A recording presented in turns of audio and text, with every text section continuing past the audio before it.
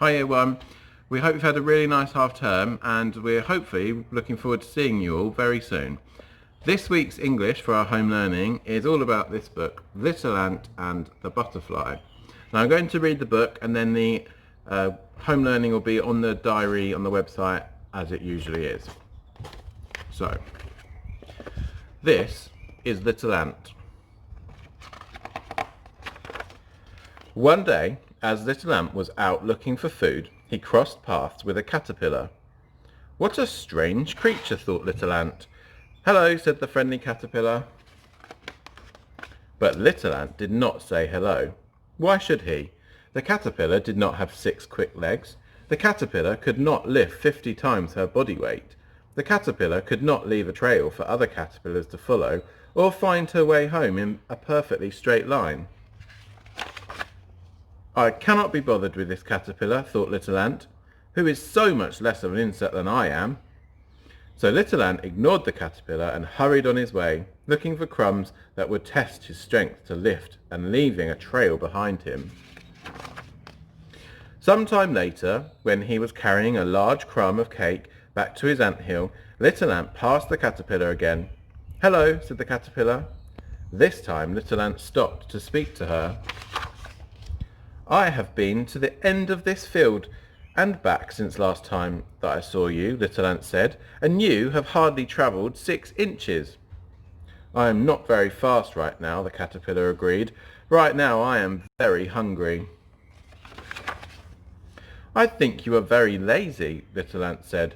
If you are hungry, then you ought to work to get food like I do. See what I have found. I am taking back to the anthill to share with the others. I like to eat leaves and grass, said the caterpillar. Right now, eating is my work. I have to eat and eat and eat so that I have enough energy to grow and change. Little Ant thought that this was silly not to like cake crumbs. He thought that it was silly for eating to be a job. He thought that if the caterpillar were a better insect, for example if she were an ant, then she would not need to change at all. Little Ant thought that everyone ought to be just like he was, and he didn't have much time for anyone who wasn't. I am too busy to talk to you, Little Ant said. I have to get this cake crumb back to the anthill. He scurried along, thinking how strong and smart and quick he was compared to the fat, slow caterpillar, and feeling very good about himself indeed. The caterpillar seemed to grow fatter and slower every time Little Ant saw her. And every time Little Ant saw that the caterpillar was growing fatter and slower, he felt better and better about himself. Then one day he came upon the caterpillar to find that she was no longer trying to move at all. She was hanging from a twig and wrapping herself in a heavy blanket. What's this? Cried Little Ant. Has even eating become too much work for you? Have you gotten so slow that you are no longer able to move at all? The caterpillar smiled and yawned and continued to wrap her fat body. I have eaten all that I can eat, she said. It's time for a rest. Ants never rest, said Little Ant, thinking that was one more way in which he was better than the caterpillar. Somebody needs to tell you this for your own good, Little Ant continued. You are fat and you are slow and you are lazy. You're an embarrassment to insects. The caterpillar paused in covering herself and looked down at Little Ant. Little Ant, she said, you can do many things that I cannot do, but I can do things that you cannot do. We are not the same, and we are not supposed to be. But Little Ant just snorted and walked away.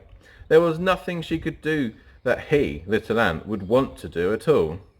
Little Ant was still feeling very superior when he came back across the caterpillar later that afternoon and found that she was now completely covered in her blanket and hanging perfectly still from her twig. Silly thing, Little Ant thought to himself as he hurried home. One day passed, and then another, and another. Soon many days had passed, and still the caterpillar slept hanging from the twig and wrapped tightly in her blanket. Every day that Little Ant passed by, he felt better and better about himself. He was strong and smart and quick. Surely ants were the best insects in the world. But one day, as Little Ant was hoisting a jelly bean up onto his shoulder, a great shadow fell over him. Little Ant was scared. He looked up at the sky, just as he heard someone calling his name. Perched on a flower far above Little Ant's head was a butterfly. It was the biggest and most gorgeous creature that Little Ant had ever seen.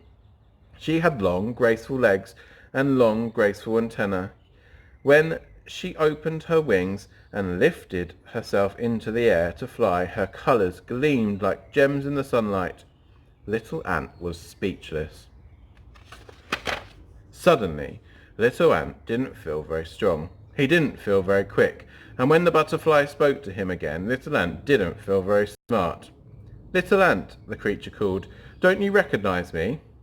"You're a butterfly," Little Ant said, "the most magnificent insect of us all, but we haven't met." "Of course we have," the butterfly reminded him. "We met when I was still a caterpillar. If I remember, you liked to give me advice on how I could be a better insect. Do you still think that I am fat and slow and lazy?" "No, I don't," Little Ant said. He was embarrassed and ashamed. "Appearances can be deceiving, Little Ant. You shouldn't judge others by them." "Good luck with your food hunting," the butterfly called. She rose higher up into the air, carried by the soft breeze, and soon disappeared from Little Ant's sight. That is the end. We hope you enjoyed that book, and like I said, find the home learning on the website, on the diary like you usually would, and as normal we would love to see some of your work emailed into us, and yeah, hopefully we'll see you soon. Bye.